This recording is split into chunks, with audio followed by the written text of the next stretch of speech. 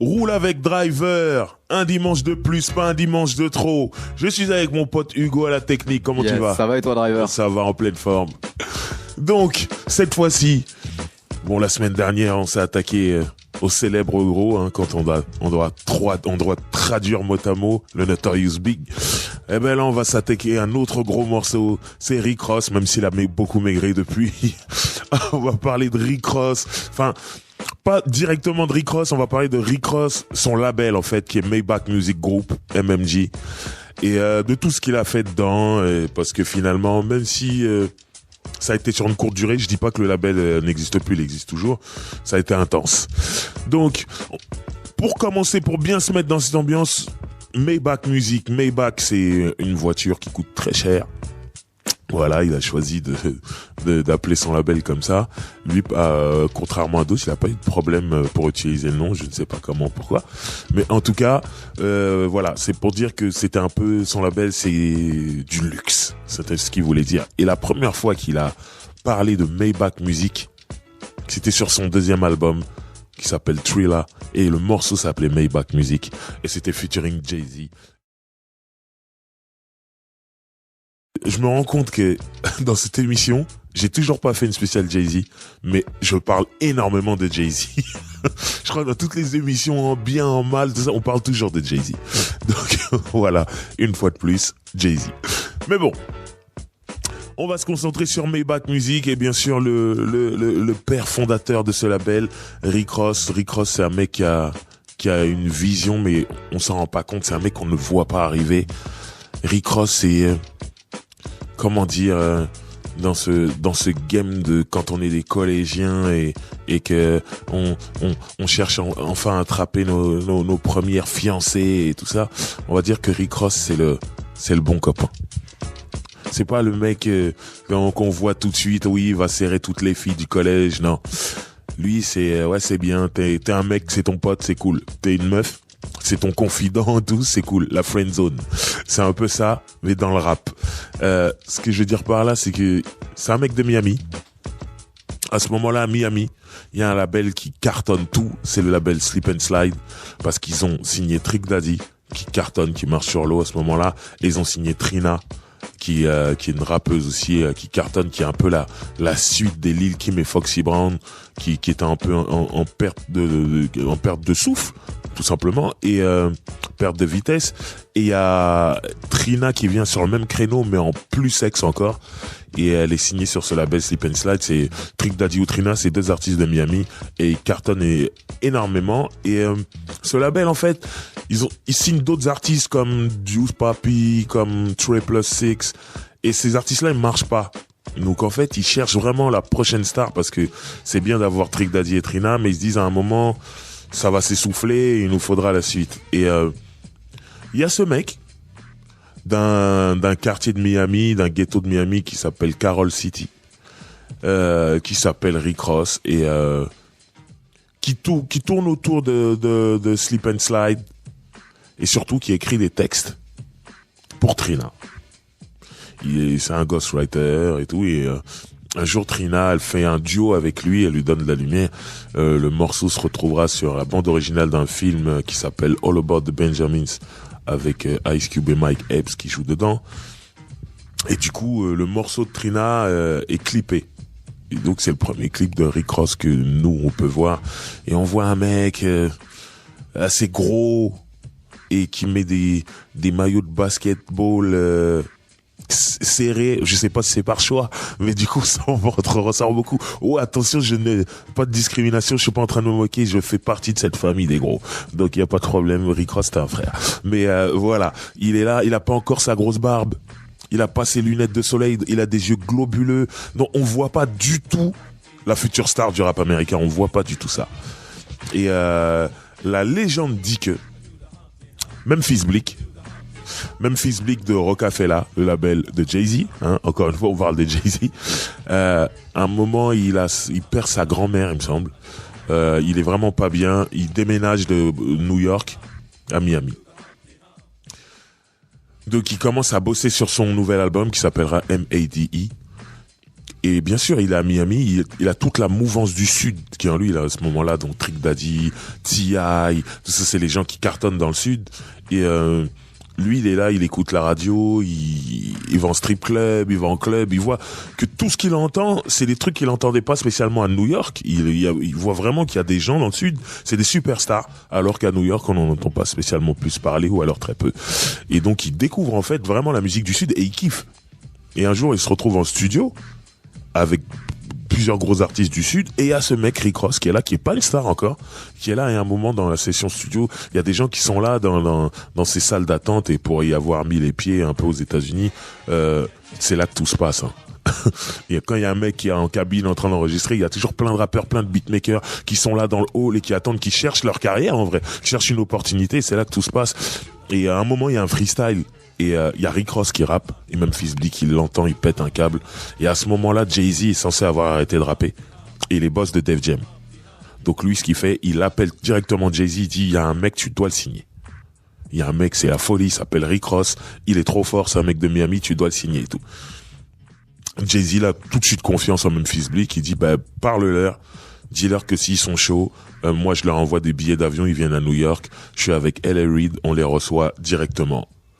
Donc Rick Ross, qui à ce moment-là en fait gravite autour de Slip and Slide, aurait déjà un contrat, ça on sait pas si c'est un contrat moral ou sur papier. Par loyauté, il en parle directement à Slip and Slide, et eux ils disent ah ok, ça nous intéresse justement parce que nous on avait fait écouter ta musique à Atlantic, qui est Atlantic, un label de Warner. C'est le label avec qui nous, Slip and Slide, on a un contrat de préférence. Ça veut dire que tous les artistes que eux signent, ils les amènent d'abord chez Atlantic. Et Atlantic, ils disent, ça nous intéresse ou ça nous intéresse pas, allez ailleurs. Et chez Rick Ross, Atlantic a dit, non, ça nous intéresse pas, allez ailleurs. Donc, ils disent, c'est cool, justement, allons-y. Nous, on fait on y va, on fait ce rendez-vous. Donc apparemment, ça s'est fait dans les 2 jours, tout de suite. Ils étaient à New York. Ils font écouter un morceau, Hustlin', de Rick Ross, qui est juste morceau incroyable et tout. Jay-Z dit bon, c'est bon, on le signe. L.A. Reid aussi d'accord. Donc c'est parti, il commence l'aventure. Il faut savoir que Hustlin', c'était déjà un hit local à Miami, parce qu'il y avait DJ Khaled à l'époque, qu'on appelait aussi Don Gargamel, j'adore ce nom, incroyable. Et lui, dès qu'il a entendu la chanson, il a dit bon, c'est bon, le morceau il tue. En plus, c'est un mec de chez nous, il a matraqué, mais c'est genre il a passé 15 fois de suite et tout. Et jusqu'à ce que le patron l'appelle, le patron de la radio appelle DJ Khaled, il dit t'arrêtes tes conneries, si tu refais ça, je te vire. On me joue pas un morceau 15 fois de suite. Et lui il a dit ok, y a pas de problème, désolé, je me suis emporté. Dès qu'il a raccroché, il a remis 15 fois de suite. C'est Khaled, il en a rien à foutre, on est les meilleurs, il l'a dit. Donc voilà, Rick Ross localement ça monte, il signe chez Def Jam via Slip and Slide, et voilà, Jay-Z le prend sous son aile aussi via Def Jam. Il rappe, Jay-Z rappera sur le remix de Hustlin' sur le premier album qui s'appelle Port of Miami, et où Rick Ross vraiment parle pas de Miami, South Beach, les filles en bikini, les gens en train de faire du roller à la plage et les palmiers, tout ça. C'est pas ça qu'il décrit du tout. Lui, il décrit, quand il dit le port de Miami, c'est comme c'est un port, une zone portuaire. On y amène beaucoup de choses en bateau, et notamment de la drogue. Et il y a dans l'argot du ghetto américain, à un moment, la drogue, ils appellent ça la yayo. Et lui, il a rebaptisé Miami M.I.A.Y.O. Au lieu de M.I.A., comme on disait souvent pour M.I.A., les 3 premières lettres, lui, il a rajouté le Yayo pour dire que c'est vraiment la ville de la drogue, et que c'est une zone où, voilà, il y a beaucoup de choses qui arrivent, et du coup, il fait écho à ce film légendaire, Scarface, qui se passe à Miami, et on voit tout ce qui se passe autour de la drogue à ce moment-là et tout. Et pour avoir vu des tonnes de reportages sur Miami, c'est-à-dire tout ce qui est South Beach, les beaux bâtiments et tout, ils disent que cette ville a été construite grâce à l'argent de la drogue, notamment à des gens comme Pablo Escobar ou la Madrina. Il y a un film qui arrive d'ailleurs à propos de la Madrina, qui est cette femme qui apparemment était au-dessus de Pablo Escobar, et qui vendait énormément de drogue et qui couchait avec des hommes et les tuait juste après. Voilà. Voilà. De toute façon, le film arrive. Il y a une série et il y a un film. Je crois la série c'est avec Catherine Zeta-Jones qui va jouer et le film c'est Jennifer Lopez. Donc ça risque d'être super. Moi j'ai vu un documentaire, c'est incroyable. Maintenant j'en dis pas plus, c'est pas la spéciale. Mais tout ça c'est pour resituer le contexte de ce Miami parce que souvent c'est un peu comme Los Angeles. Quand on dit Los Angeles, on pense à Hollywood Boulevard, on pense à des palmiers alors qu'il y a des ghettos qui sont horribles avec des gangs qui sont horribles. Ben Miami, on pense aussi à la plage, tout ça, à la fête et tout. Mais il y a des coins qui sont horribles, notamment Liberty City, Little Haiti, Carol City, bref, tous ces endroits de Miami qui sont pas les endroits les plus touristiques. Et donc voilà, lui, il parle beaucoup de ça, il parle beaucoup de drogue, et à la première personne, Rick Ross est un dealer quand on écoute son premier album. Pour la petite histoire, Rick Ross, il reprend le nom à un célèbre vendeur de drogue de lui qui est plus à Los Angeles en Californie qui s'appelle Freeway Rick Ross. Et d'ailleurs les deux particules de son nom ont été pillées par des rappeurs. Freeway pour ce rappeur de Philadelphie signé chez Rockefeller et Rick Ross donc Maybach Music. Donc voilà, Rick Ross le rappeur est vraiment attiré par tout ce qui se passe autour de la drogue et il en parle vraiment bien. Ça veut dire quand on l'écoute parler de ça, on se dit oui, c'est vraiment un dealer. Si j'appuie sur ça, vous aurez compris, c'est que plus tard dans sa carrière, donc un peu à l'aube du 3e album, on découvrira que c'était un maton.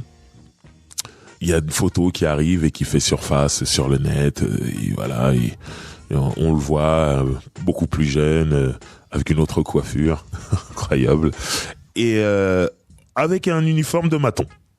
Et donc les rumeurs sur internet commencent à tourner, oui c'est un maton, c'est un menteur, c'est pas un vendeur de drogue. Alors Rick Ross a nié, c'est un montage, tout ça, jusqu'à ce que Trick Daddy balance vraiment, non c'est vrai. Et tout le monde à Miami sait que c'est vrai. Et voilà, et là ça a été compliqué, vraiment compliqué pour lui. Et là, il a fait preuve d'intelligence. J'en ai déjà parlé dans la sauce. Je sais plus exactement quelle sauce, mais il a fait preuve d'intelligence. Là, ça aurait dû être la fin de sa carrière parce qu'il a deux albums où il dit que c'est le boss et que c'est un ex-vendeur de drogue et qu'il était très fort là-dedans et qu'il faisait tellement d'argent qu'il avait pas vraiment besoin du rap pour vivre et voilà. Et tout d'un coup, on découvre que c'est faux. Que c'était un vendeur de drogue. Alors au début, il essaie de dire non, mais c'était une couverture. Je vendais de la drogue quand même, mais voilà, pour pas qu'on me piste, qu'on se demande d'où sort mon argent, il fallait que j'ai un travail et tout ça. Même comme ça, on ne le croyait plus. Et là, il a la bonne idée pour détourner l'attention d'attaquer 50 Cent. Faut savoir que 50 Cent à ce moment-là, c'est le roi des clashs. Si on se retrouve face à lui, on perd. Et lui, il se dit, je vais l'attaquer. Et je vais détourner l'attention. On me parlera plus de ces histoires-là. À ce moment-là, il sort un album qui s'appelle Deeper Than Rap. Beaucoup de gens disent que c'est le meilleur album de Rick Ross. L'album ne fait pas tout de suite disque d'or. Il le fera beaucoup plus tard, mais les gens sont vraiment en train de se dire non, mais on peut pas écouter sa musique. Il parle que de drogue et on découvre que c'est pas un vendeur de drogue. Donc il a pas les chiffres des 2 premiers albums. En tout cas, pas tout de suite. Mais les gens qui écoutent l'album disent par contre, l'album, il est vraiment bien. Et il y a ce morceau qui s'appelle Mafia Music, il me semble, où il attaque 50 Cent. Il a une petite phrase comme ça sur 50 Cent, sur ce morceau-là. Et on se demande d'où sort l'embrouille, pourquoi. En fait, lui, il est vraiment dans sa stratégie où... Comme 50 Cent, c'est un mec qui est quand même assez con, entre guillemets, dans le sens... il va tomber dans le piège, il va répondre tout de suite et les gens vont rester focus sur ce clash, en fait. Et on parlera plus de son truc de maton, sauf que 50 Cent, bien sûr, le premier truc qu'il va dire, c'est « t'es un maton ».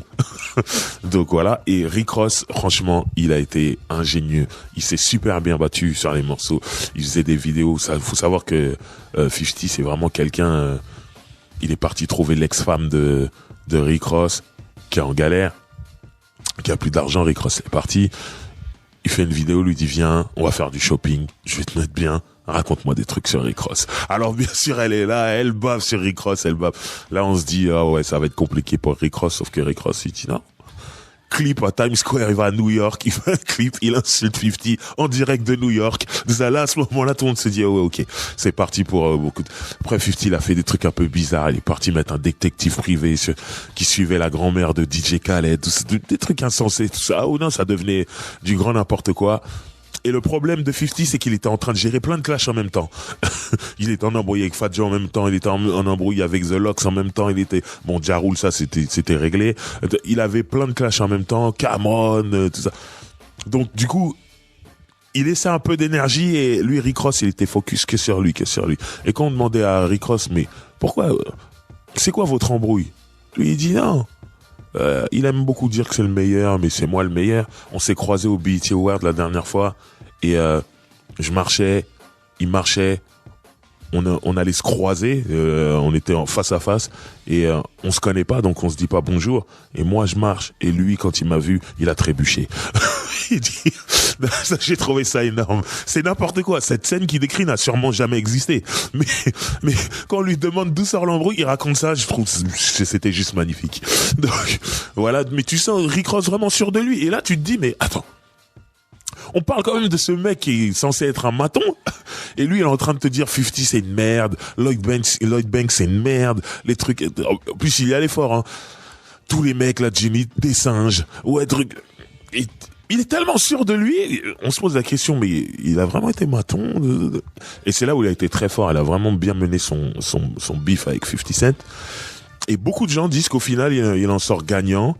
Et du coup, derrière, il sort cet album Teflon Don, où il y a le fameux morceau BMF, ce tube incroyable. Et là, il est de retour dans les charts. Il est numéro 1 et tout ça. Et ça y est, on a oublié ces histoires de maton, on s'en fout. Et pourtant, il revient avec des trucs de drogue. Hein. Ça veut dire, dans le morceau BMF, il cite Big Meech, Larry Hoover. C'est vraiment des grands drug dealers au niveau de la communauté américaine. Et d'ailleurs, il y a une série qui arrive sur BMF. Donc ce crew de dealers, et cette série sera produite par 50 Cent.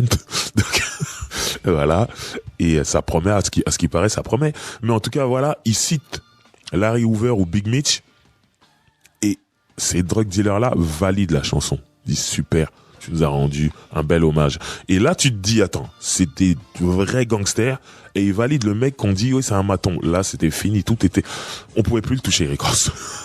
Là, tout avait l'air réel et on s'en foutait de son histoire de maton. Et c'est ce qui fait que derrière, il a sorti d'autres albums à succès et tout. Même si tout doucement, ça a commencé à s'essouffler, mais pour d'autres raisons, pas pour les histoires de maton. Mais en tout cas, quand il fait l'album Teflon Don, on a tout oublié. Et c'est là où je dis, ça a été du génie de s'attaquer à 50 Cent et il s'en est très bien sorti. Donc voilà, comme tout rappeur, quand ça marche pour eux, il monte un label, surtout que lui, il passait son temps à dire I'm a boss, mais il était signé chez Slip and Slide. Il n'était pas boss de sa propre carrière, donc à un moment, il fallait qu'il soit boss de quelque chose. Donc il monte le label Maybach Music. On va en parler tout de suite après. Roule avec Driver, spécial Maybach Music Group. On vient d'écouter 4 morceaux de Rick Ross. On a écouté Hustlin', on a écouté The Boss featuring T-Pain, on a écouté MC Hammer featuring Gucci Mane et on a écouté Trap featuring Young Thug et Wale. Maintenant, comme je vous disais tout à l'heure, il monte son label. C'est important, hein, quand on est un rappeur, qu'on a du succès, on monte son label. Après, il y a des gens comme Jay-Z avec Rockefeller ou 50 Cent avec G-Unit qui ont amené le truc encore plus loin. On fait des marques de fringues, on a des bouteilles d'alcool, et tout ça, des trucs, on fait du cinéma, on fait des livres et tout ça. Donc voilà, ça c'est le nouveau truc. Donc Rick Ross, il va passer un peu par là aussi. Mais en tout cas, la première des choses, il dit que c'est un boss, donc il doit avoir son label.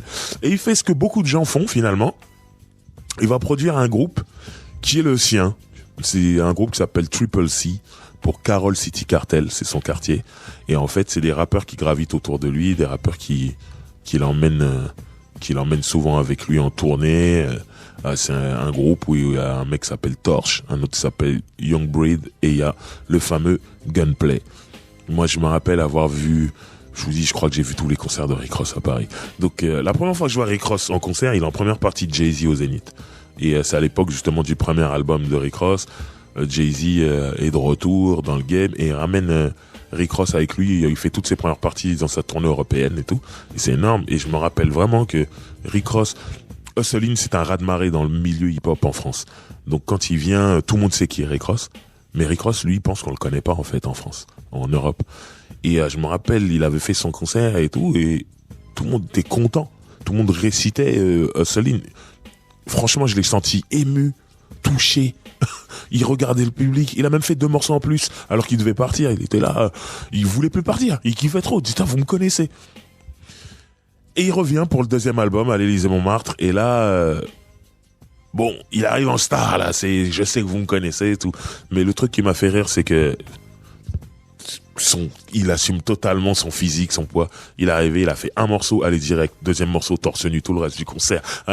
Moi, je l'ai applaudi. Moi, je suis touché par les gens qui assument que de leur côté, je suis gros, tout ça. Je suis complètement touché. Donc, c'est magnifique.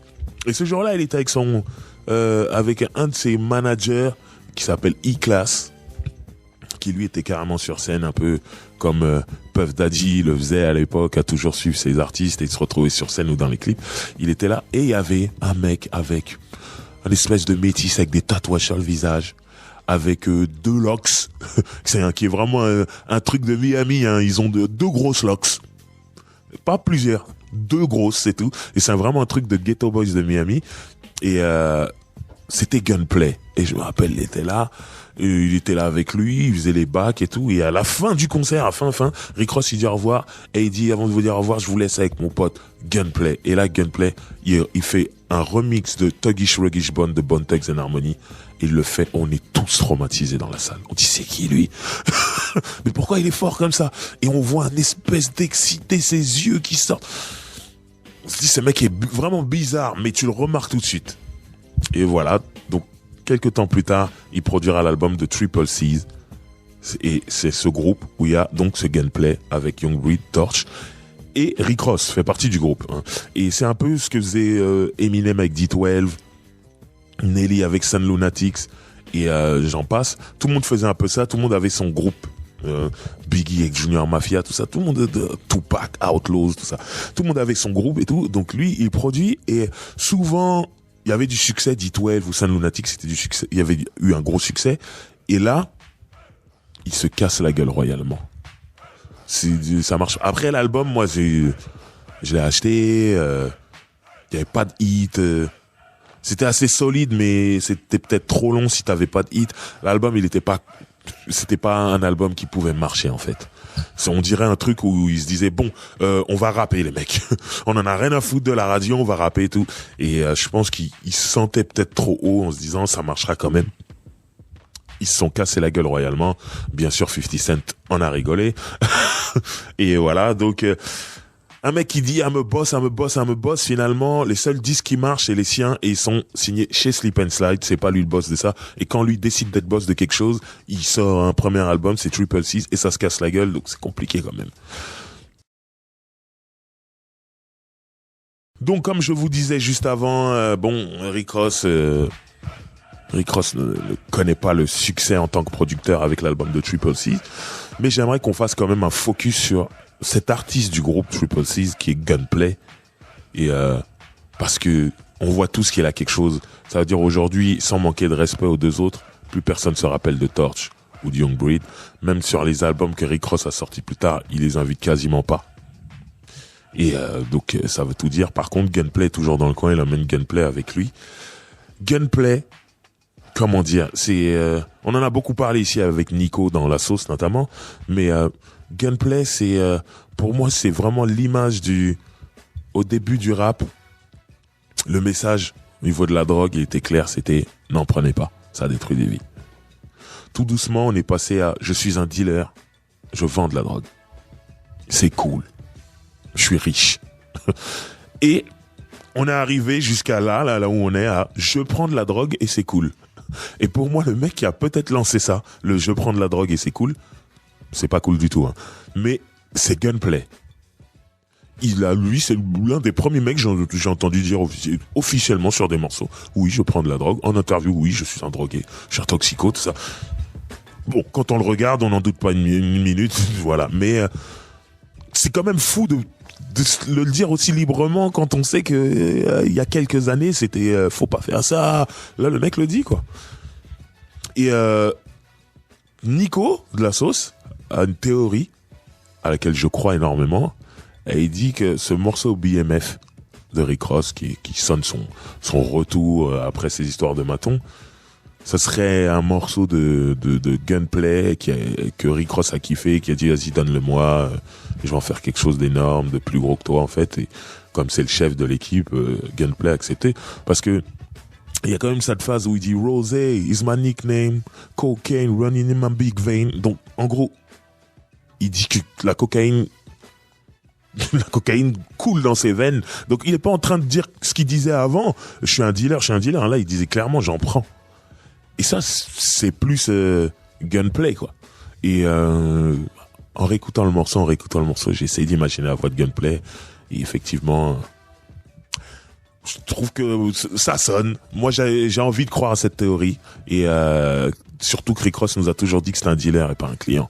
Et là, tout d'un coup, il nous dit ça. Alors, les gens peuvent dire, oui, quand il dit ça, il dit plus, oui, que la vente de cocaïne. Il a pas dit la vente. C'est pas la vente de cocaïne qui est dans ses veines, il a dit la cocaïne. Donc voilà. En tout cas, voilà. Gunplay, c'est un mec qui assume ce côté, je suis complètement accro à la drogue. On le voit, il est complètement fou. On le voit à son visage, sa folie, la folie dans ses clips et tout. Et il y a cet épisode où 50 Cent est en guerre avec Rick Ross. Et il y a les BET Awards qui ont lieu à Los Angeles, il me semble, si je me trompe pas. Et ce jour-là, il y a G-Unit qui est invité. Et il y a Gunplay qui est là-bas, je sais plus pourquoi, mais il est là aussi. Et derrière, dans les loges qui sont en extérieur, ils se croisent. Là, tout ce que je vous raconte, la vidéo, elle est trouvable sur Internet. Hein. Donc, il y a 50 et son crew qui sont là. Ils sont au moins une bonne dizaine. Et Gunplay, il est tout seul. Il les voit au loin. Eux, ils le voient au loin. Donc, un mec qui n'est pas sous cocaïne, il se dit, ouh là là, c'est chaud, il s'en va. Lui, il en a rien à foutre, il fonce tout droit vers les 10. Moi, quand je vois cette vidéo, je dis, ok, il doit être éclaté. Il doit être sous drogue, c'est pas possible. Et eux, ils le voient, ils disent, mais il est culotté, lui. Donc, il monte en l'air. Il lui saute dessus, il lui casse la gueule, clairement. 50 participe à la bagarre, tout, on voit tout. Et ce que j'ai aimé, entre guillemets, c'est pas bien, la drogue, la violence, c'est pas bien. Parfois, quand j'en parle, on peut croire que j'adore ça, mais j'aime pas ça. Mais ce que j'ai aimé quand même dans cet épisode-là, c'est que, ok, ils étaient plusieurs, elle était seule, ils l'ont cassé la gueule, mais à un moment donné, il en a attrapé un et il l'a pas lâché. Et il a ruiné le mec. Et à un moment, voilà, il y a les mecs de la sécurité qui viennent, des coups d'extincteur, tout ça, donc tout le monde court, et lui, il lâche pas le mec. Et il le rosse. Et après, voilà, il court, et il va se réfugier dans la première loge qu'il voit. Et c'est la loge de 2 Chainz qui est totalement en panique, il se dit merde, qu'est-ce qui se passe? Il y a des gaz lacrymogènes, il y a des mecs de la sécu, il y a des mecs de G-Unit, tout ça. 2 Chainz, il est pas bien à ce moment-là. Mais voilà, ça c'est Gunplay, il en a rien à foutre, il voit 10 mecs, bah il y va. Il est complètement éclaté et tout, voilà. Et voilà, c'est pour bien cerner le personnage et en même temps, du coup il dit tout dans sa musique, c'est un mec qui dit tout. Dans le même album où il va dire qui prend de la drogue, il va inviter sa propre mère, à faire un petit interlude, voilà, au téléphone, où sa mère lui dit oui, continue ce que tu fais, je sais que tu vas arriver, je sais que t'es un acharné, que tu travailles beaucoup, continue ta musique, tout ça. Et lui, du coup, il lui répond merci maman, il fait un morceau derrière, introspectif, où il va raconter tous ses côtés sombres et tout. D'ailleurs, on écoutera un morceau tout à l'heure où il parle de ses côtés sombres. Mais c'est fou parce que t'invites ta mère dessus, t'imagines bien que ta mère va dire vas-y fais-moi écouter l'album. Et il s'en fout, lui, il dit tout, il dit je suis un drogué, et sa mère le sait quoi.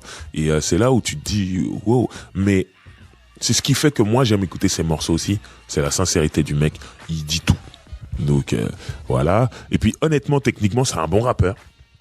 C'est un mec qui écrit bien, c'est un mec qui est complètement fou, et c'est un mec qui aura jamais eu le succès qu'il méritait, peut-être à cause de sa folie aussi. Mais il sort un premier album chez Maybach Music qui est vraiment bien. Après, il sortira un album bizarre, en indépendant, avec des musiques bizarres. Je sais pas ce qu'il a fait, mais voilà. Mais aujourd'hui, bon, malheureusement, je l'ai vu dans une télé-réalité Je dis malheureusement, mais je suis très fan de cette télé-réalité qui s'appelle Love and Hip Hop, que je regarde tout le temps. Et là, c'était Love and Hip Hop Miami. Pour la première fois, il le faisait dans la ville de Miami. Et Gunplay était dedans, avec des histoires de meufs. Il sortait avec deux meufs en même temps. Il se moquait d'elle et rigolait tout le temps. À un moment, on voit un épisode où les deux filles se rencontrent. Elles sont à deux doigts de se battre. Elles se battent même. Et lui, là, à côté, il est mort de rire. Il roule un blunt, il est mort derrière, il est content. Et dans la télé-réalité, il dit oui, il est en cure, il arrête de se droguer et tout ça. Bon, j'ai pas l'impression que ce soit vrai, mais bon, c'est pas grave. En tout cas, voilà aujourd'hui où il en est, mais moi j'espère qu'il ressortira un album chez Maybach Music avec des vrais moyens comme son premier album. Et voilà, parce qu'il mérite et que c'est vraiment un très bon rappeur, un très bon artiste et avec un tempérament incroyable. Et vous savez quoi? Moi, quand je le regarde, j'ai l'impression que ce mec-là, il est super cool, il est gentil. Je suis sûr que si c'est ton pote, tu gauleries toute la journée avec lui. Moi, je ressens ça de ce mec-là. Bon, quand il est défoncé, il faut pas trop rester dans le coin, mais mais voilà. En tout cas, moi, je sens bien. Rick Ross, c'est un mec qui se dit, je peux pas dire je suis un boss comme ça et pas avoir de succès dès que j'entreprends, dès que je produis. Donc il s'est dit, bon, il va falloir que j'aille sur le terrain pour produire les artistes qu'il faut, les artistes importants. Et voilà. Je vais, en fait là, le topic, c'est vraiment parler des compilations self-made. Il a sorti 3 volumes et c'est des compilations qui sont importantes. Mais je suis obligé de parler un peu de la signature d'artistes comme Meek Mill et de la signature d'artistes comme Wale. Meek Mill, on en a déjà parlé dans la sauce, c'était Nico qui en parlait. En fait, un jour, Rick Ross, il va à Philadelphie pour de la promo et il se met sur Twitter et il dit Philadelphie, je suis en ville. Avec quel rappeur je devrais collaborer? Tout le monde dit Meek Mill. Meek Mill, c'est le mec du moment en ce moment-là, mais c'est un mec de battle et de mixtape. Et tout le monde dit faut que tu rappes avec Meek Mill. Il dit ok, vu que tout le monde le dit, il envoie un message sur Twitter, Meek Mill, ouais, t'es où? Je veux collaborer avec toi et tout. Meek Mill, wow, Rick Ross, ok, pas de problème. Moi, il avait un morceau déjà qui tournait bien localement et ils en font un remix et il y a Rick Ross qui est dessus, qui pose dessus. Et à partir de ce moment-là, ils restent en contact. Après, tout à l'heure, je parlerai plus en profondeur de Meek Mill. Je vous expliquerai comment tout s'est fait. Mais en tout cas, il finira par signer chez Maybach Music.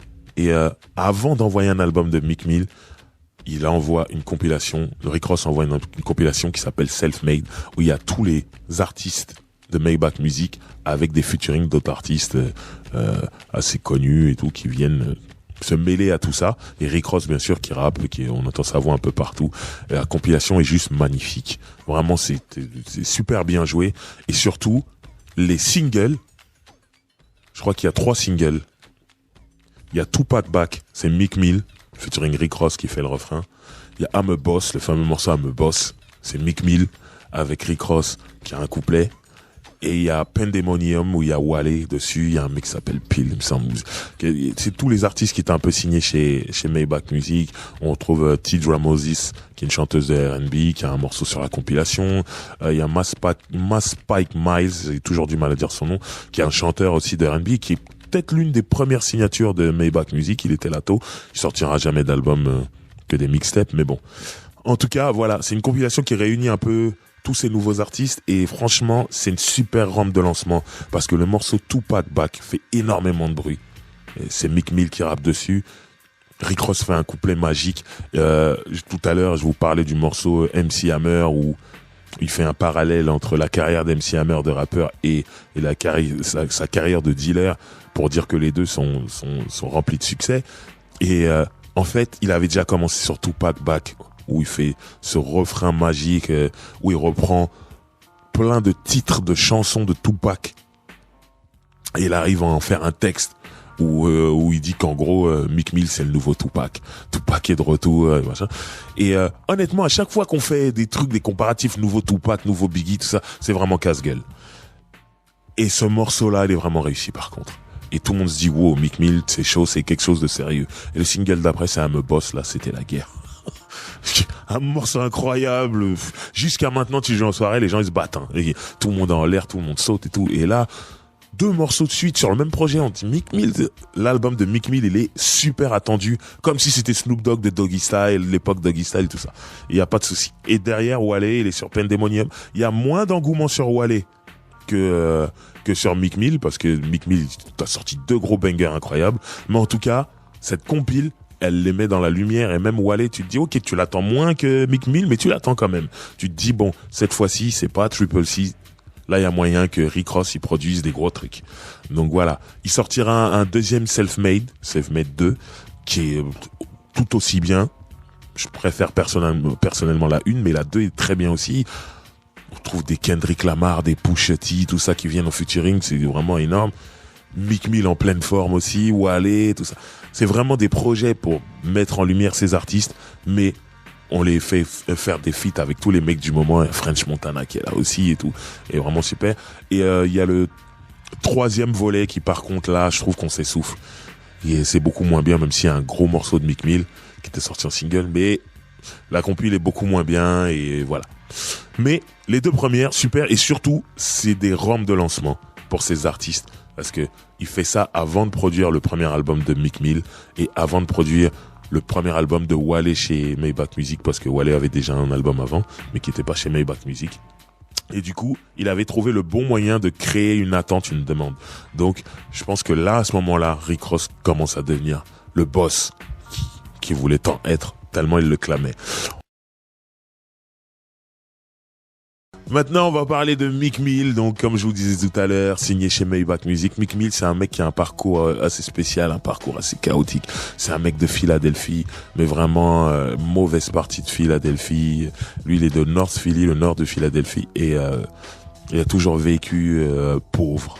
C'est vraiment un mec issu de la pauvreté. Son père qui a été assassiné alors qu'il était tout petit.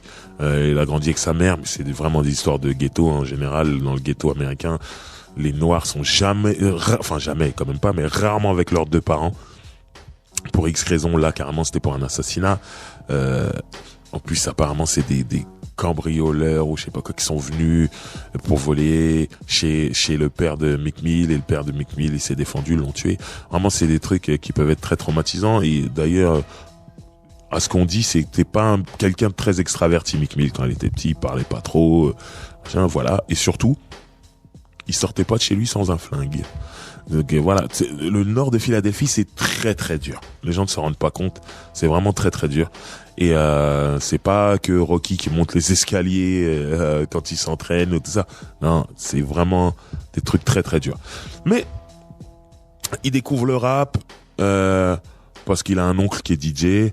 Donc il découvre le rap, il se met à fond dedans, et c'est vraiment un mec qui fait des battles. Il est beaucoup dans la rue, il rappe dans la rue, il fait des battles.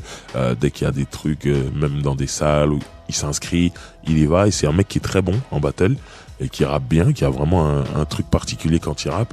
Avec sa voix aiguë, on a l'impression qu'il souffre et qu'il envoie toute la souffrance de sa jeunesse en fait.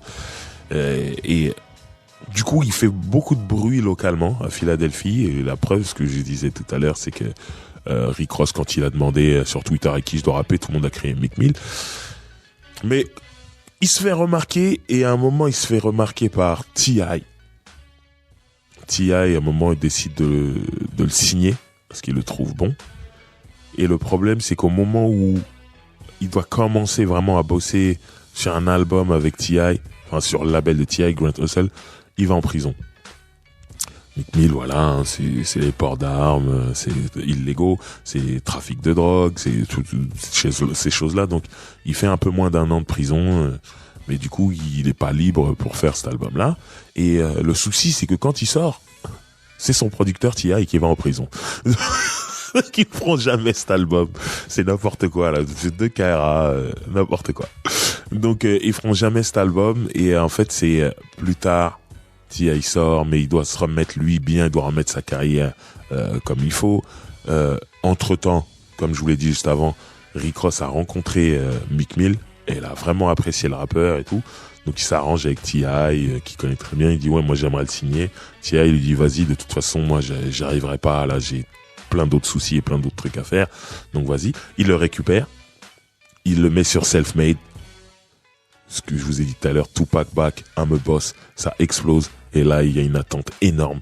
sur l'album de Meek Mill. Comment dire? Quand il est sorti, j'étais déçu. Ça correspondait pas à l'attente. Ce que je veux dire, c'est que on attend qu'il y ait l'équivalent de Tupac Back ou I'm a Boss dans l'album, et il n'y a pas ça en fait. Et c'est avec l'album ne cartonne pas tout de suite, même voire pas du tout. Ça marchote, mais il n'y a pas les hits directement. Justement, on a l'impression qu'il veut faire un truc pour la radio. Il a un morceau avec Kurt Cobain, qui est un mec de Houston, qui sous autotune un peu, qui a un peu à ce moment-là un faux Drake. Et j'adore Kurt Cobain, hein. Mais c'est un peu un Drake du pauvre. Quand t'as pas le budget, tu l'invites, ça coûte moins cher. Et il a un autre single, par contre, où il y a vraiment Drake, qui s'appelle Amen en français. Et il y a Jeremiah aussi qui fait le refrain avec eux. Et ça parle de meufs, c'est un truc vraiment sur les meufs. Et tu sens, bon, en même temps, quand t'appelles Drake, c'est souvent sur les meufs. Mais tu sens que voilà, il se dit, il faut que je passe à la radio. Alors que nous, on l'attend avec un me boss, en vrai. Et c'est ce qui fait que l'album ne marche pas, alors qu'il y a des pépites dedans. On le dit souvent ici avec Mehdi, dans la sauce avec Mehdi et Nico. L'intro de cet album, Dreams and Nightmares, qui s'appelle aussi comme ça, incroyable, avec un truc qui commence lentement, piano-voix et tout d'un coup, ça part dans une autre sphère sombre avec l'instru qui démarre et lui commence à s'exciter, crier. C'est incroyable. Il a un morceau qui s'appelle Believe It, où Rick Ross fait encore un refrain super, où il dit I got the Justin Bieber, please believe it. Il parle de drogue.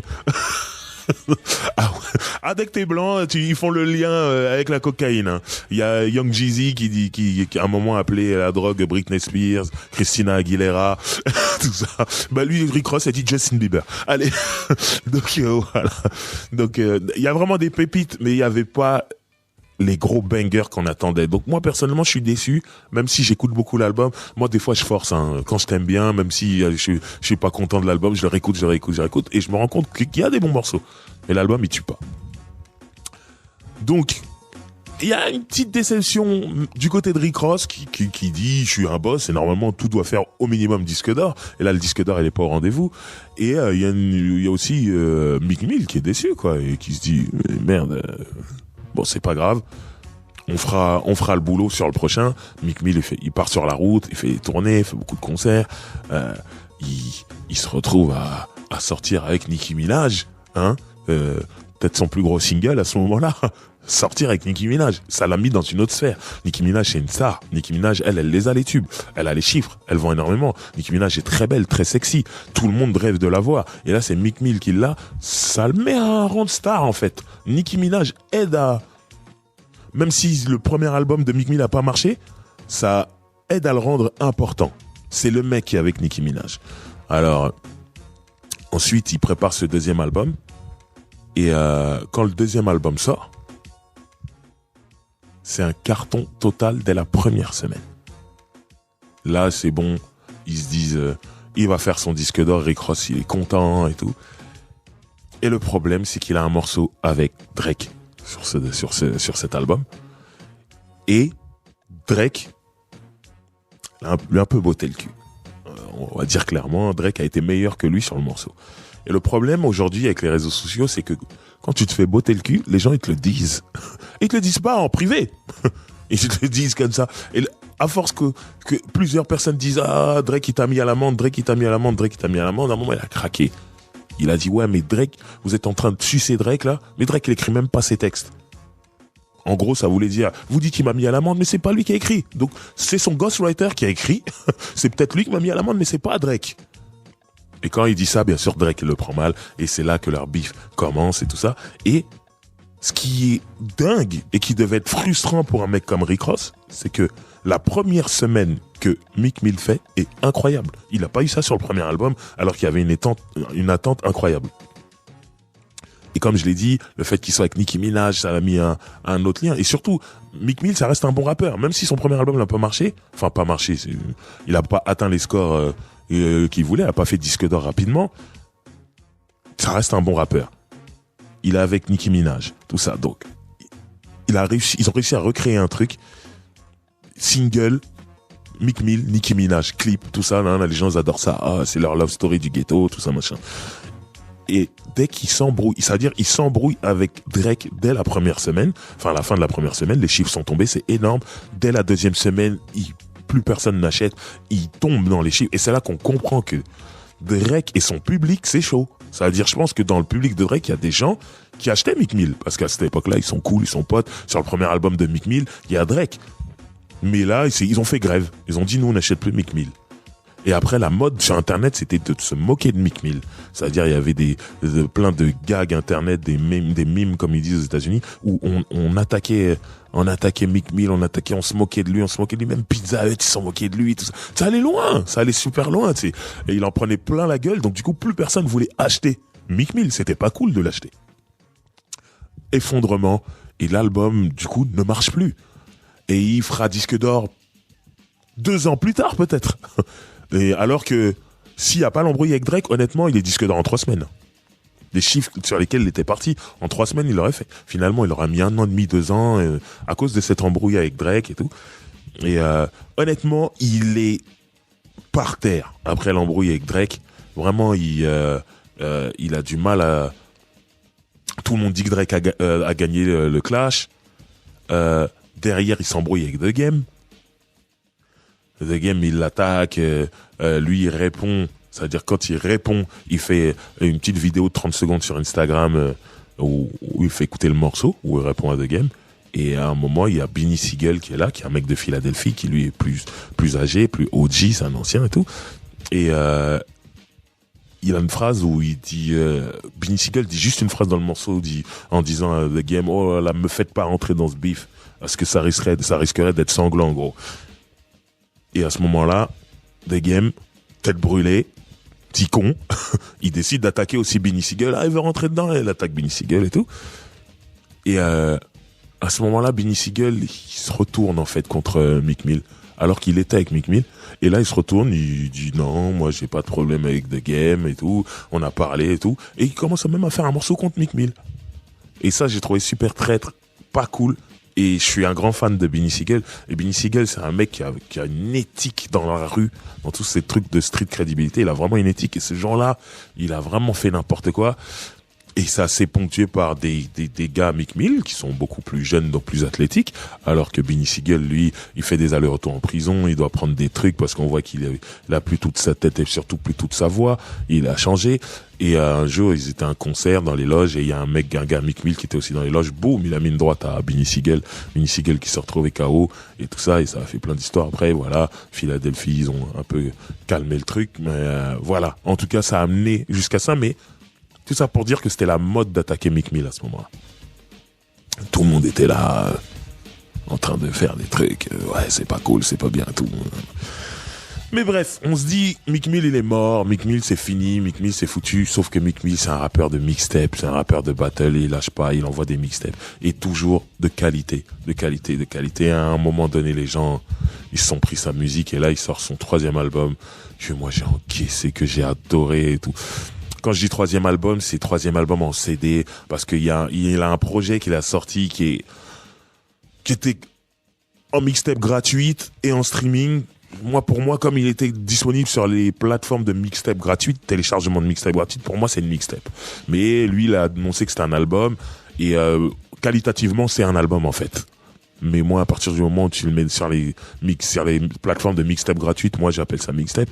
Mais derrière, il sortira un album qui s'appelle littéralement en français mes victoires et mes défaites, et il va parler de tout ce qui s'est passé pendant cette période de bif avec Drake. Et cet album, c'est une réussite, et les gens l'applaudissent, en fait. Les gens disent là, il est revenu, on peut pas dire que parce qu'ils s'embrouillent avec Drake et finalement l'album marche. Et le 2e finira disque d'or aussi, donc son 3e marche aussi disque d'or, et je sais pas, j'étais ému parce que je me disais, on est quand même dans ce pays où si tu fais de la grande musique, on oublie tes conneries. Et c'est peut-être ça le principal quand tu fais de la musique, c'est de pas toujours être jugé sur ce que tu fais à côté. Et c'est normal que ça influence ce que tu fais à côté, mais en tout cas aux États-Unis, si tu fais de la grande musique, tu passes au-dessus de ça. En France, je suis pas sûr.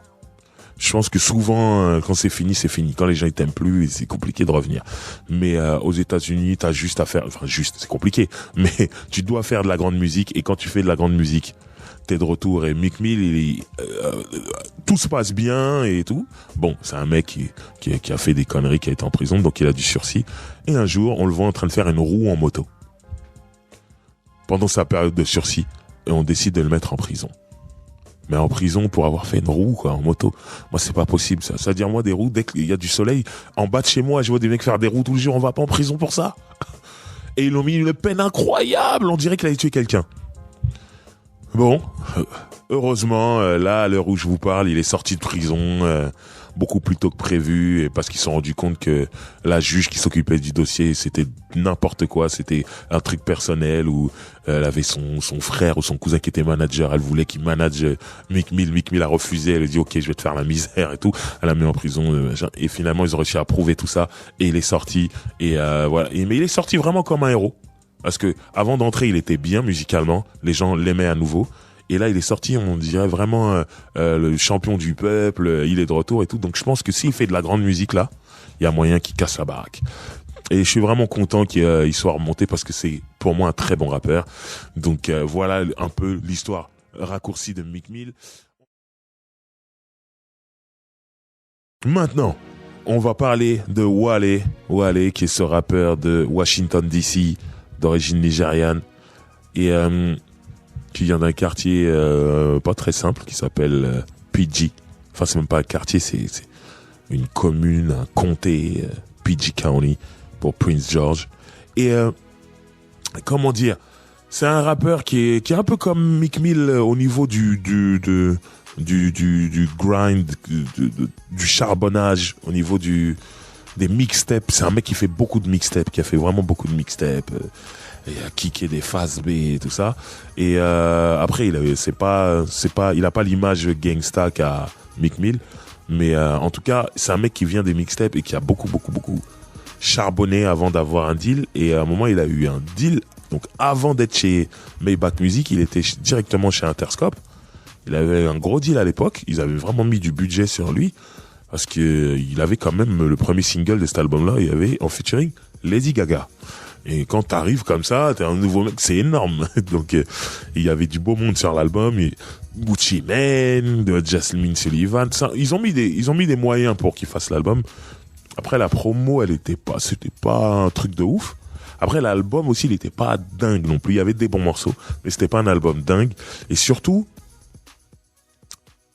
le titre de cet album, la traduction, c'était Déficit d'attention. Et je pense que c'était prémonitoire. Pour moi, Wale, c'est le mec qui rappe bien. Ouais, c'est cool, mais on s'en fout un peu. Chez Maybach Music, tout le monde dit ouais, mais Meek Mill, qu'est-ce qu'il fait là en ce moment? Et c'est dur. Et le mec, son premier album, avant qu'il soit chez Maybach Music, s'appelle Déficit d'attention. C'est vraiment, je pense qu'il vivait. Il sentait qu'il était fort, mais qu'on lui donnait pas le crédit qu'il méritait. Et donc, il a appelé son album comme ça. Et bon, l'album n'a pas marché. Mais vraiment pas marché, hein. Il y a des petits chiffres. Il avait vendu un truc genre 30 000 en première semaine. Aux États-Unis, c'est une catastrophe, hein, vu comment le pays est grand. Et par contre, la critique, les gens disaient, c'est un bon rappeur. Rappeur à potentiel. S'il continue comme ça, il va faire quelque chose à un moment, tout ça. Vraiment, c'est ce que les gens se disaient. Il lâche pas, il fait des concerts, il refait des mixtapes, c'est comme ça, hein, l'album terminé, mixtape, tout ça. Il avait des séries de mixtapes, mais vraiment des bonnes mixtapes, qui étaient meilleures que son album, que son premier album. Hein. Malheureusement, ça arrive parfois. Et jusqu'à ce que sa musique arrive aux oreilles de Rick Ross. Là, Rick Ross décide de le signer. Mais moi, quand j'entends l'annonce que Rick Ross a signé Wale, je comprends pas en fait. Parce que Meek Mill, il a un truc gangsta que Rick Ross a aussi. Et Wale, c'est pas ça. Wale, on est dans un truc, pour moi, c'est un héritier de Tribe Called Quest, toute cette mouvance-là. Hein. Et je me dis, Rick Ross qui fait ça. Après, je me dis, ok, peut-être qu'il voit vraiment son label comme une maison de disques et où on va faire plein de trucs différents et tout ça. Au final, il sortira l'album Ambition. Et ça sera le premier disque d'or de Maybach Music. C'est incroyable. C'est-à-dire tout le monde attendait que ce soit Meek Mill, tellement il y avait une attente forte. Et c'est Wale qui fait le premier disque d'or de Maybach Music. Et honnêtement, l'album, je l'ai kiffé. J'ai écouté, je me suis dit, putain, il m'a touché, il a réussi et tout. C'était bien. Et pour la petite histoire, il y a un morceau qui s'appelle Focus, qui est produit par Core. Core, le français. Oui. Donc moi déjà je l'applaudis Core pour le parcours et tout ça, et moi quand je vois qu'il place une prod sur Wale, je me dis putain fort. Et les bruits de couloir disent que il avait placé des prods pour Rick Ross. C'est juste que Rick Ross il enregistre plein de morceaux, et après quand il fait son petit tri pour sortir ses albums, bon il a pas retenu les morceaux de Core, mais apparemment il y a au moins 3 morceaux de Rick Ross produits par Core. Donc Core est vraiment proche de Maybach Music Group. Et il travaille beaucoup avec un mec qui s'appelle Spliff TV. Spliff TV, c'est le mec qui faisait les documentaires d'abord de Rick Ross à la vidéo. Tout doucement, il s'est mis à faire des clips aussi. Et à un moment, comme il est d'origine latine, Rick Ross il a dit bon, on va faire Maybach Music Latine. Et tu vas gérer tout ce pôle-là. Et je sais qu'il a une grosse compilation de reggaeton et trap qui est faite depuis longtemps et qui malheureusement ne sort pas, où en fait il a pris plein d'artistes latinos en featuring avec plein d'artistes de rap, et il a fait faire des collaborations et tout. Il y a 2-3 morceaux qui sont sortis et tout, et c'était vraiment bien. Et finalement non, il n'y a pas eu. Et après, pour ceux comme moi qui suivent la musique latine, il y a un clip de Lacrim à l'époque où il bossait avec Core, où il y avait un mec qui s'appelle Tempo, qui est un reggaetonero, mais KRA, qui a fait une longue peine de prison, et là il venait de sortir de prison et il se retrouve dans le clip de Lacrim. Après, les gens ils savent pas qui c'est, mais les latinos ils savent. Mais bon, comme c'est un clip de rap français, c'est pour la France, les gens ne savent pas. Moi quand j'ai vu, je me suis dit oh, il y a Tempo dans le clip. Et tout ça c'est le lien entre Core et Spliff TV et tout ça. Et pareil, il y a Yandel qui est une légende du reggaeton du groupe Wisin et Yandel. Yandel il fait un refrain sur un morceau de Lacrim. Et Yandel c'est une légende chez les latinos. Et j'espère que Lacrim sait qui c'est, ou qui s'en est rendu compte en cherchant, parce que vraiment c'est énorme d'avoir eu Yandel. Et ça c'est Core et Maybach Music, le lien qu'ils ont. Donc déjà bravo à Core. Et Wale, ensuite il sortira un autre album derrière qui s'appelle The Gift, où il y a un super morceau avec Rihanna qu'on va écouter. Là ça y est, on met les moyens sur lui. C'est le premier album à marcher. En plus c'est symbolique, il a ramené le premier disque d'or de Maybach. Et il sortira plusieurs albums, mais il va s'essouffler. Plus il sortira des albums, et plus il va retomber dans ce qu'il disait, ce déficit d'attention. Ouais, elle est cool, mais bon, on s'en fout. Et il retombe là-dedans. Et là, en ce moment, il est en plein dedans. Je sais pas comment il va revenir. Mais bon, pourquoi pas, j'y crois, hein, mais c'est compliqué. Maintenant, on va parler rapidement, vraiment rapidement, d'un artiste qui s'appelle Stali, avec une barbe incroyable. Il a plus de barbe que Rick Ross, mec. Donc voilà, c'est un mec qui nous vient de l'Ohio. De toute façon, le titre de son album, c'est Ohio. Comme ça, on peut pas se tromper. C'est un bon rappeur. C'est un mec qui a fait des mixtapes aussi. À cette époque-là, le game des mixtapes gratuits en téléchargement sur Internet, il est important. L'époque Maybach Music, c'est vraiment ça. So Wale, Meek Mill et là, Stali, c'est vraiment un bon truc pour jauger la popularité de l'artiste. On voit à combien, en plus il y a des sites comme datpiff.com, tout ça, où on voit à combien la mixtape est téléchargée et tout. Donc vraiment les gens regardaient ça, ok, donc les gens le suivent et tout. T'as un label, tu commences à suivre l'artiste, tu veux le signer et tout, donc c'est très important. Et Stali, c'est un mec qui était dans ce game de mixtape et qui le faisait assez bien. Donc finalement il signe chez Maybach Music, mais je trouve que contrairement à Meek Mill et Wale, il a pas été super bien amené. Il n'y a pas eu des projets avant qui mettaient en avant Stali. Moi, par exemple, je suis Rick Ross, je dois lancer Stali. Je sors un album un mois avant, single en featuring avec Stali, mais faut que ce soit un hit, clip, et que le morceau tourne et que tout le monde dise ce mec il est chaud. Et tu dis vous l'aimez, l'album arrive. Et je trouve qu'il n'y a pas eu ça. Ça a resté dans le monde des mixtapes. Stali c'est un bon mixtape et tout ça. Il n'y avait pas de monde mainstream, tout ça, radio, télé. Il n'y avait pas beaucoup de traces de Stali. Et quand l'album sort, le premier single je trouve incroyable, on va l'écouter. Le morceau s'appelle Always Into Something. Toujours cette technique que Rick Ross a créée, hein. Prendre un artiste, faire un parallèle Et là, le truc, c'est Always Into Something, c'est un gros hit du groupe NWA. Et en gros, le morceau de Stalley, l'instru est très West Coast. Il invite Ty Dolla $ign, qui vient de la West Coast, au refrain, pour chanter au refrain. Et voilà, le but, c'est de dire on est gangsta comme les NWA. Always Into Something, ça veut dire toujours fourré dans un sale coup. Et en gros, ils prennent pareil plein de titres des NWA et ils en font un texte pour le refrain. C'est vraiment ce que Rick Ross a toujours fait, sauf que là, c'est Ty Dolla $ign qui le fait. Et il y a toujours cette technique. Le morceau, il est énorme. Mais il n'y a pas l'engouement sur Stalley. Donc l'album ne marchera pas. Et il quittera Maybach Music. Là, il est là. Il est retourné dans son game de mixtape. Mais en tout cas, son prochain album ne sortira pas chez Rick Ross. C'est clair et net. Et voilà. En tout cas, c'est un bon artiste. Et pour moi, au niveau du marketing, ils l'ont pas assez bien travaillé. C'est ce qui fait que sa carrière chez Maybach Music est très courte. Et que j'ai pas grand chose à dire sur lui. À part que son album, il y avait des choses bien. Et un peu...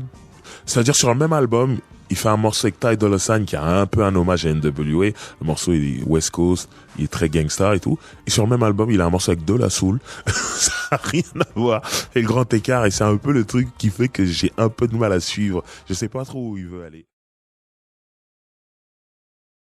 Maintenant, comme je le disais, j'ai cité Hubert, donc vous avez bien compris qu'on allait parler de R&B. Il y a Omarion du groupe B2K qui à un moment donné a signé chez Maybach Music. Bon, je dis qu'il a signé, mais il a toujours pas sorti d'album. On attend toujours, l'album a été annoncé, repoussé maintes et maintes fois, et il a été un peu laissé à l'abandon. Alors, il s'est retrouvé quand même sur 2 compilations self-made, où il a eu le droit à un morceau solo, à un autre avec Rick Ross en featuring. Et c'est cool, et ça l'a remis, il y a eu des clips, ça l'a remis bien, et Rick Ross avait vraiment l'air de croire en lui, quoi. Il se disait, voilà, on le bosse, on fait des clips, tout ça. Et moi j'étais content parce que j'ai toujours aimé B2K, je me disais, c'est bien, Omarion, il est pas mort, il va continuer, il va faire ses choses. Sauf que après ça s'est essoufflé, et on sentait carrément un Rick Ross qui ne s'occupait plus du tout de lui. Et jusqu'à ce que les gens se demandent s'il était toujours signé chez Maybach Music. Et c'est lui qui a dit, ouais, je suis toujours. Et mais bizarrement, il y avait rien, il se passait rien. Sauf qu'un jour, en tout cas lui, s'est toujours débrouillé lui avec son équipe. Faut savoir qu'avec B2K, il était signé sur un label qui s'appelle TUG, qui est le label de Chris Stokes. Et Chris Stokes, c'est un mec qui est là depuis longtemps dans la musique et qui connaît vraiment le métier, qui a réussi à faire exploser B2K, sachant qu'avant il s'occupait d'un groupe qui s'appelle Immature, un autre groupe de R&B où il y avait Marques Houston qui est le frère d'Omarion. Donc tout ça c'était assez familial, et surtout il a un savoir-faire au niveau du R&B, donc il a une équipe, il a une vraie équipe derrière. Donc au moment où Rick Ross ne s'occupait plus de lui, il s'est retourné vers cette ancienne équipe et on lui a filé des coups de main. Et surtout, Omarion, c'est un mec de Los Angeles. À ce moment-là, il y a Chris Brown qui a déménagé du sud et qui est venu vivre à Los Angeles, qui vit toujours aujourd'hui. Chris Brown et Omarion, ils étaient un peu dans la même catégorie. Ils étaient jeunes, chanteurs d'R&B, et ils dansaient. C'était des grands danseurs. C'est toujours des grands danseurs. Donc ils sont devenus potes. Et en plus, Chris Brown, en venant à Los Angeles, ils se voyaient souvent. Et puis il y a Jhené Aiko, qui est produite à la base par Chris Stokes de TUG, ce producteur qui produisait donc B2K, Immature, tout ça. Ça, c'est la même famille Mila J, dont je suis amoureux, je le dis clairement, qui est la grande sœur de Jhené Aiko. Donc tout ça, c'est la même famille en fait. Donc à ce moment-là, Omarion fait un morceau qui s'appelle Post to Be, featuring Chris Brown et Jhené Aiko, où il y a une petite mélodie qui reprend de Murder She Wrote de Chaka Demus and Players, gros morceau classique de dancehall, voilà. Mais il fait vraiment tout de son côté. Il fait le clip. Et comme il y a Chris Brown qui est une star, Jhené Aiko qui est la chanteuse montante, le morceau il est joué partout en radio. Ils font le clip il est pris partout. Le morceau fait disque d'or sans Rick Ross. Ça veut dire Rick Ross n'a pas bossé dessus. Il faut le dire quand même.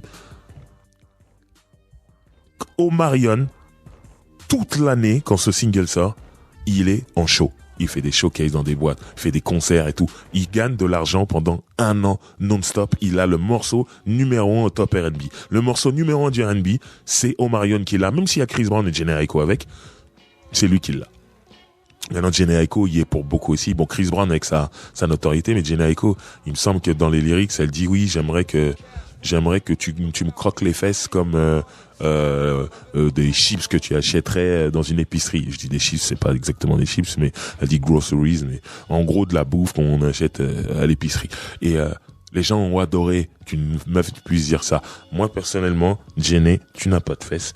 Donc, c'était un peu malvenu. Mais, comme tu es jolie, les gens se sont dit, c'est super, c'est bien, on adore. Et c'était la punchline, en vérité, du Eat the booty like a grocery. C'était la punchline du morceau. Et ça a profité au Marion. Le morceau est disque d'or, sans que Maybach Music ait vraiment travaillé dessus. Mais, quand on regarde les crédits, ça sort chez Maybach Music. Et voilà. Et c'est ce qui a relancé Omarion. Donc, du coup, Rick Ross, il se dit, hop, il y a un truc sur toi, on est reparti. Ils font un album, ils l'enregistrent, ils envoient des clips, des singles avec un morceau dont j'ai oublié le titre, un clip tourné en Afrique du Sud, un espèce de safari, avec une rythmique un peu afro, le morceau tue, tout machin. La date de l'album est annoncée. Mon pote Hubert et moi, on s'appelle. T'as vu? Il a annoncé la date, on est comme des fous. Rien. Mais genre, repoussé, à une semaine de la sortie, hein. Non, c'est pas pour tout de suite, c'est repoussé. Et là, depuis, on n'a plus de nouvelles de cet album-là. Il envoie des singles de temps en temps au Marion, mais le truc, il a un peu retombé et ça m'énerve. Parce qu'il y avait vraiment un gros coup à jouer quand t'as eu le single numéro 1 R&B. Normalement, tu enchaînes un album derrière et je trouve que Rick Ross, il a loupé le coche, mais ça correspond un peu à la carrière de Rick Ross en tant que rappeur, là dernièrement, où il a du mal à faire des hits, il a du mal à vendre ses albums ne marchent plus et tout, et j'ai l'impression qu'il a perdu le mojo, comme on dit, aussi bien en tant que rappeur qu'en tant que producteur. Quand je dis en tant que rappeur, il rappe toujours bien. Là, son dernier album, il y a des super morceaux, mais ce que je veux dire, faire des hits, avoir du succès, il a perdu le mojo. Aussi, que ce soit aussi bien en tant que rappeur que producteur.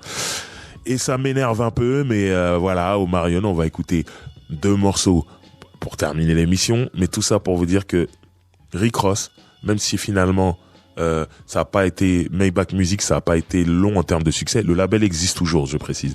Même si ça a pas été long en termes de succès, c'est intense. Et puis surtout, ils ont toujours Meek Mill. Et Meek Mill, le dernier album en date a marché.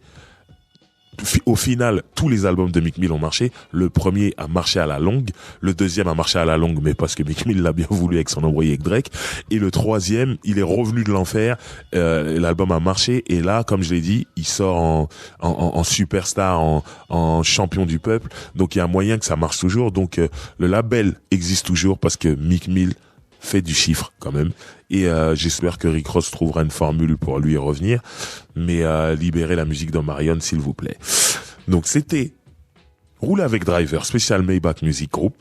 Il fallait le faire parce que même si c'était court, c'était intense.